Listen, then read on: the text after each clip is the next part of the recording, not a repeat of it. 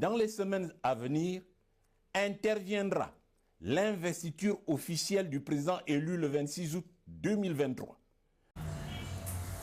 Bolwani, bonjour à tous. Sévis pacem parabellum. Qui veut la paix prépare la guerre.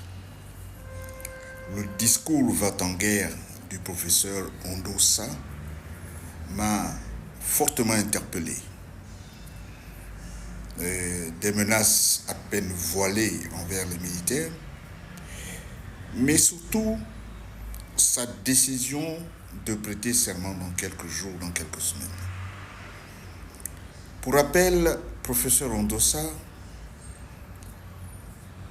le score que vous avez obtenu aux dernières élections de 2023 reste à ce jour inconnu pour beaucoup de Gabonais.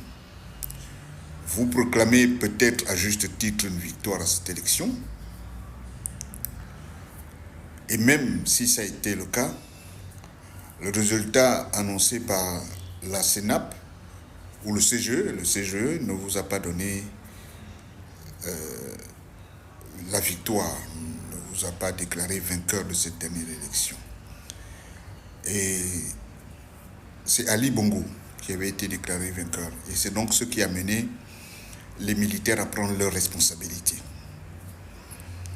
Ils ont fait un coup de libération, un coup d'État, qu'on a rebaptisé coup de libération, et ils ont donc pris le pouvoir. En général, quand il y a un coup d'État, toutes les institutions sont mises à plat. Ça veut donc dire que toutes les élections, les dernières élections passées aussi, sont à mettre au crédit du passif. Ça veut dire que ça ne compte plus pour rien, en logique.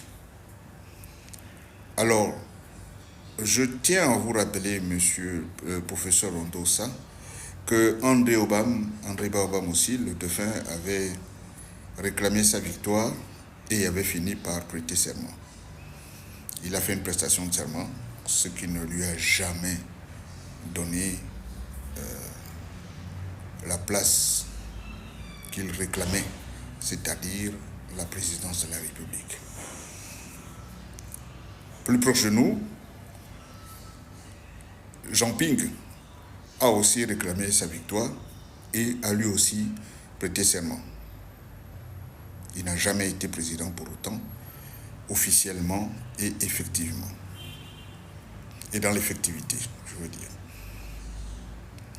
Votre décision de prêter à votre tour serment, sans qu'il n'y ait le concours, l'assistance de toutes les institutions juridiques qui donneraient un cachet officiel et légal à cette prestation,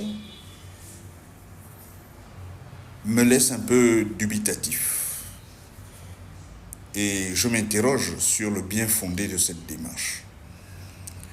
En pleine transition militaire, il est vrai que le général Brice Oligui Nguema a fait une transition, on va dire, hybride des militaires et beaucoup de civils et de politiques. Mais ça reste tout de même une transition militaire parce qu'issue d'un coup d'État militaire. Vous venez donc là défier les militaires qui ont pris le pouvoir. Est-ce que c'est judicieux?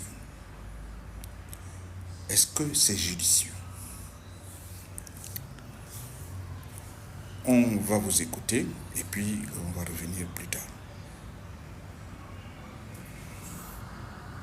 Ensuite, ce qui va réellement se passer dans les prochaines semaines, je suis formel et je le dis avec assurance, les militaires seront ramenés dans les casernes sous peu.